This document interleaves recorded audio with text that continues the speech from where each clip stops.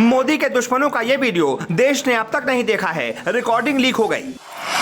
एक रांची से, एक पटना से, एक लखनऊ से, एक जयपुर से, तो एक चेन्नई से। मोदी को मिटाने के लिए सैकड़ों किलोमीटर दूर से सबसे बड़ी मीटिंग हुई। 19 मोबाइल, 19 कैमरे, 19 नेता और एक ही प्लान कि मोदी को हराने के लिए करें क्या। कोई घर से नहीं निकला, कोई रैली नहीं हुई, कोई रोड शो नहीं किया गया। बीजेपी भी बेखबर थी। ये मोदी के खिलाफ अब तक की सबसे सीक्रेट मीटिंग थी। इस मीटिंग में कौन कौन था और क्या क्या बात हुई, अब पूरा देश देखेगा।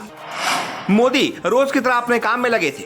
अमित शाह रामनवमी के मौके पर अलग अलग राज्यों में बिगड़े हालातों पर नजर रख रहे थे और केजरीवाल पूरे देश की पब्लिक को मोदी के डिग्री में उलझाए हुए थे। उधर मोदी के विरोधियों ने एक सीक्रेट बैठक का आयोजन कर दिया। किसी को कानो कान खबर तक नहीं हुई। सबसे पहले मोदी के खिलाफ जो लाइट कैमरा एक्शन चल रहा था, उसका वक्त, जगह और उसके कैरेक्टर को देख लीजिए। वक्त था 3 अप्रैल 2023 शाम 4:30 बजे का। जगह थी जूम मीटिंग। रूम और किरदार कुल 19 थे। 240 मिनट तक चर्चा चली। पूरे 543 सीट का हिसाब किताब लगाया गया। 3 मुख्यमंत्री, 1 उप मुख्यमंत्री, मोदी विरोधी सभी क्षेत्रीय दलों के प्रमुख इसमें शामिल हुए और बनने लगी मोदी हराओ रणनीति। नाम रखा गया सामाजिक न्याय के लिए संघर्ष। अगुवाई की डीएमके प्रमुख स्टालिन ने और एक एक कर मीटिंग में शामिल सभी 19 नेताओं ने मोदी को हराने का अपना अपना फॉर्मूला दे दिया। मीटिंग का अंत होते होते तय हो गया कि कोई तीसरा मोर्चा नहीं बनेगा। मोदी के सामने सिर्फ एक चेहरा होगा। उस चेहरे के पीछे विपक्ष के सारे नेता होंगे और मकसद सिर्फ एक ही होगा, किसी भी तरह मोदी को सत्ता से बेदखल करना। इस मीटिंग की खबर ना तो किसी वेबसाइट पर छपी है, ना किसी न्यूज चैनल पर चली है। एक आध जगह कहीं छुप छुपा कर चली भी है तो बस नाम मात्र की। लेकिन हम आपको पूरी कहानी बताएंगे और एक एक तस्वीर दिखाएंगे। इसके मुख्य किरदारों पर जरा गौर फरमाइए।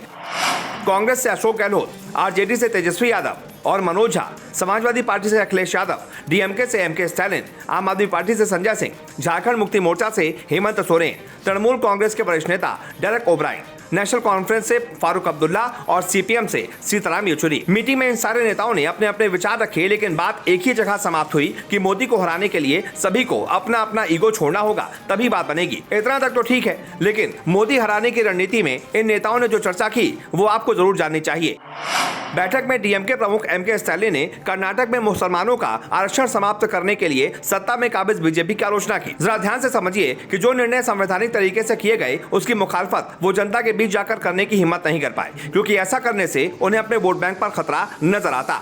इसीलिए उन्होंने इस मंच का चुनाव किया जहां अपनी बात भी कह दी जाए और वोट बैंक पर कोई असर भी ना हो। बात एकदम साफ है कि मोदी हराओ एजेंडा बनाने के लिए ऐसे मंच का चुनाव किया जाए जहां सारी बात हो, लेकिन अगर किसी दूसरे दल के वोट बैंक को प्रभावित करने वाली बात हो तो वो मीटिंग तक ही रह जाए और जनता के बीच ना जाए। तेजस्वी यादव ने कहा कि इनको तो हराना है 2024 के चुनाव में, लेकिन साथ ही साथ हम लोगों को मिलकर जो लड़ाई लड़नी है उसके लिए ईगो छोड़ना होगा। लेकिन बड़ा सवाल तो यही है कि तेजस्वी के ईगो छोड़ने की बात पर क्या उनके सरकार के मुखिया नीतीश कुमार ईगो छोड़ पाएंगे, जिन्होंने मोदी विरोध का झंडा सबसे पहले उठाया था और सबसे पहले मोदी के खिलाफ एक होने का आह्वान करने लगे थे। वो या उनके पार्टी का कोई भी प्रतिनिधि इस मीटिंग में शामिल ही नहीं हुआ। अखिलेश यादव ने कहा आज की आवश्यकता है कि शोषणकारी व्यवस्था की समाप्ति हो, सामाजिक न्याय की शक्तियां संगठित हों और सशक्त हों। लेकिन क्या वो बताएंगे कि पूरे देश में सामाजिक न्याय के लिए एकता की बात करने वाले अखिलेश यादव उत्तर प्रदेश में ही सबको एकजुट कर पाएंगे? पिछली बार जब सपा और बसपा को एकजुट किया गया था तो उसके बाद क्या हश्र हुआ था, किसी से छिपा नहीं है। हेमंत सोरेन बोले कि मोदी जो कहते हैं ना खाऊंगा ना खाने दूंगा, लेकिन अभी क्या चल रहा है, ना काम करना है ना करने दूंगा, सबको परेशान करूंगा। जिस तरह सरकारी ताकतों का दुरुपयोग हो रहा है वो हमारे सबके लिए चिंता का विषय है। इतना ही नहीं, उनके पड़ोसी राज्यों बिहार और बंगाल में हुई हिंसा के लिए भी उन्होंने बीजेपी पर ही ठीकरा फोड़ा है। इसमें बातें तो बड़ी बड़ी हुई, मोदी को हराने के लिए ईगो छोड़ने की भी बात हुई, लेकिन मोदी के खिलाफ ये रणनीति कभी सफल नहीं हो पाएगी। जरा इसे भी समझ लीजिए। शुरुआत दिल्ली से करते हैं। दिल्ली में आम आदमी पार्टी की स्थापना ही कांग्रेस को खत्म करने के लिए हुई थी, जिसमें कांग्रेस ने लगभग सफलता पा ली है। लेकिन सवाल उठता है कि कांग्रेस और आम आदमी पार्टी अगर साथ आ गए तो दिल्ली की जनता को केजरीवाल क्या मुंह दिखाएंगे? पंजाब में भी कमोवेश दिल्ली वाले ही हालात हैं। कांग्रेस को ही हराकर आम आदमी पार्टी ने सरकार बनाई। वैसे में वहां किस आधार पर कांग्रेस या आम आदमी पार्टी का गठबंधन होगा ये तो केजरीवाल ही जाने।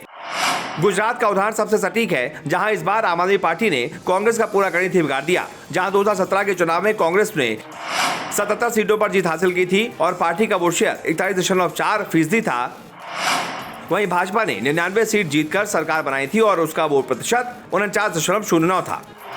लेकिन 2022 के चुनाव में आम आदमी पार्टी ने लगभग 13% वोट लाकर कांग्रेस को लगभग 28% वोटों पर समेट दिया और बीजेपी 52 वोटों के साथ सत्ता में आ गई। इसी तरह गोवा, हिमाचल और उत्तराखंड में और हरियाणा में भी आम आदमी पार्टी ने कांग्रेस का तगड़ा नुकसान किया। पश्चिम बंगाल में ममता बनर्जी ने लेफ्ट को हराकर सत्ता हासिल की। वैसे में लेफ्ट के साथ अगर वो गठबंधन कर लेंगी तो बंगाल की जनता को क्या मुंह दिखाएंगी। केरल में कांग्रेस और लेफ्ट एक दूसरे से विपक्षी हैं। इस स्थिति में यहाँ कांग्रेस के साथ लेफ्ट किस आधार पर गठबंधन कर सकती है, ये बड़ा सवाल है। बिहार में फिलहाल महागठबंधन की सरकार है और नीतीश कुमार अगुवाई कर रहे हैं, लेकिन किस वक्त वो पलटी मार जाए कहना मुश्किल है। वो तो इस मीटिंग में ही शामिल नहीं हुए। ऐसे में बिहार में विपक्षी एकता की बात तो बेईमानी नजर आती है।